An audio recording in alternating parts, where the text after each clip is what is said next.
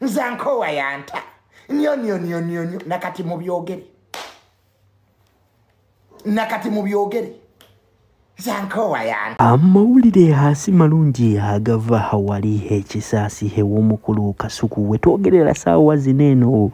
Tamale Mirundi Junior amukubye omuzungu kyayita blow video njikulitide mu masa ochano ye bagitwala ebyaddala. Tamale Mirundi Junior tabanga no ayagala kumuza mu kyalo okusinzira ku information ne video jinkuletide mu masa ogenda kubanga otupulira ino video badde nsaba ng'omutima omulungi wobeeranga oli muwagizi wa Kasuku oba Tamale Mirundi Junior jimpe ka like binenge so tambule tukite kubona banjegedde okumanya kweno information kale gwatana subscribing nyongero kujukiza nawe subscribing Haji Abudu walinyo kulomberedwa gobi nango liyo inebizibu takoyesa bikola bya kilogo nambere yawe simba 156 osomo kubira kubona mu box ku WhatsApp na biranga kuyamba kale katugendeyo mu chat lese onaku olwaliro Tamale Mirundi Junior yakoze YouTube channel na YouTube channel eri mu kudduka era aba viewers abasinga abaku Kasuku live bamazeda kubiranga badduka okuva kwa Kasuku ne badda ewata Tamale Mirundi Junior kikyabala waneno basinga bagamba nti Tamale Mirundi Junior alinga ageza kukuberanga atapinga manyinga Kasuku aberenga solo kendeza Kasuku amanyi mujukire ntino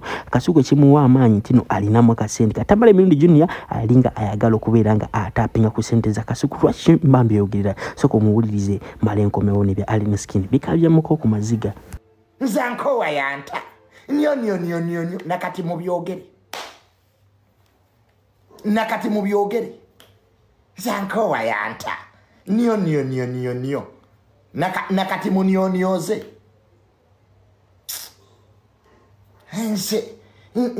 that is egocentrism, that is bigotism. Ibyo bikola batasoma ebyo byabatasoma nagikoze weri etambula ye weri Tamale Mirundi live kati mudemo munionioze mademo roza mbokola YouTube omala genda mugulu ku mazi nabaganja jikola orobuwagizi bwabwe Junior cannot live without them. Junior ajja kudda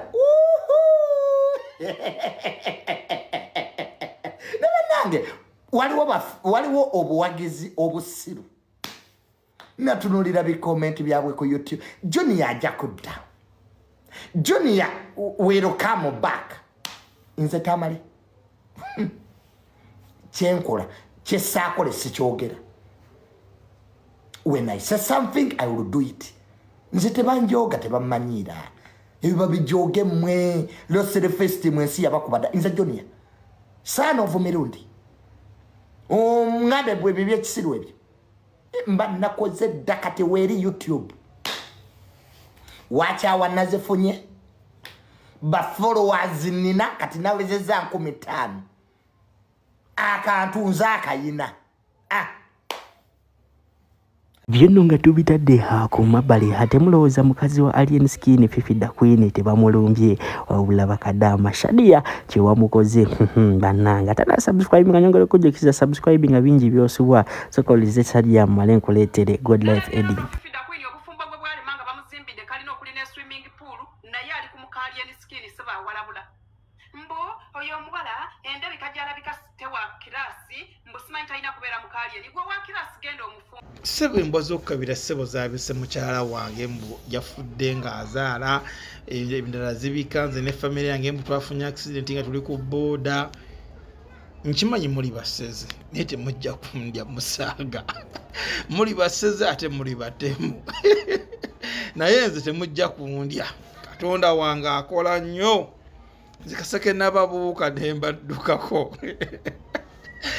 omusezi tawoneka ne nabawona ne gudo bali bakumulya mwakiuza gudo bukyanga abayita kyazimba kubeera wati mwebuze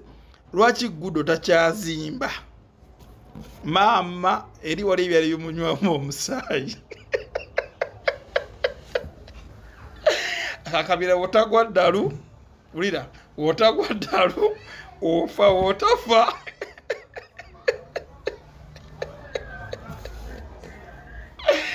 Ebicha musobola okukola ekyokumbika naye mmwe nsobola obbanyiza okuva ku makya paka kiro kuba ndabasoma mundi mu ngalo w'emuti waneno kitegeeza eno gye bali ewaabwe essaawa eno it is the safest place gy'osobola okubalika kati gwefuna capital bw'abanga capital gwe bakwate tasobola kukozesa Uganda kuyimirirawo sooka ogende mu kiyumba kubanga eriyo n'abasomye okusinga nga bakolayo ng'oli yagamba kangende nfune capital nzire waka mbeeko kyenkola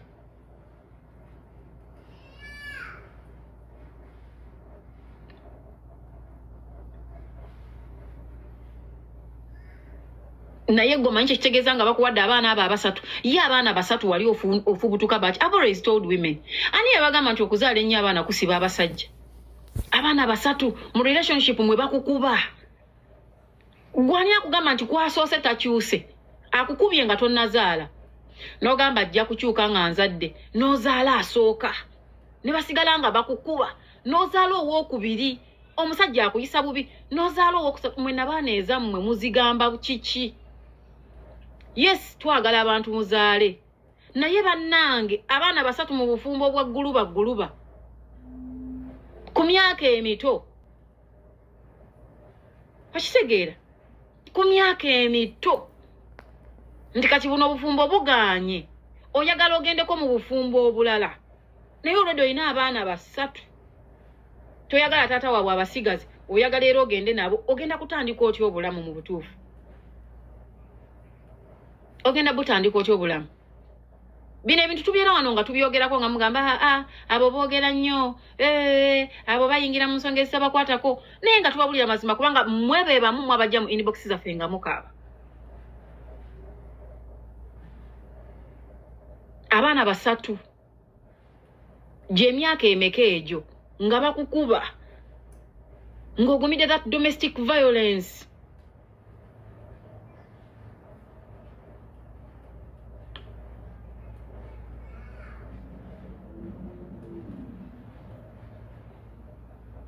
nze nno mbabuulire bakyala bannange ebyanfumba lw'abaana byaggwako. Assalamu alaikum warahmatullahi wabarakatuh. Amanya n'eddoboozi Haji Abudu omusomi w'edduwa. Nkola ku nsonga ez'enjawulo emirimu nga gikutataganyeko ebyenfuna byo nga bidobonkanye ne oba oli bweru wa ggwanga emirimu gyakucankalanako jangu kusomere ku dduwa okuva edda nedda edduwa zaabaawo edduwa zisomibwa omuntu n'oterezebwa mu mbeera yonna ebadde ekusibyeko akanyaga. Nina ekyoto kye nsobola okukumira wadde oli bweru wa ggwanga nga toli kumpi wano n'ofuna omukisa ogwo nawe n'osomerwako ku dduwa nga nkuteddeko n'akabaani Allah ajja kukusaasira ajja kukwanukula. Kuba ku nnamba yange y'essimu 0752 44 71 56 ne ku WhatsApp kwendi mpereza obubaka sobolo kuyamba. Assalamu alaikum warahmatullahi wabarakatuh.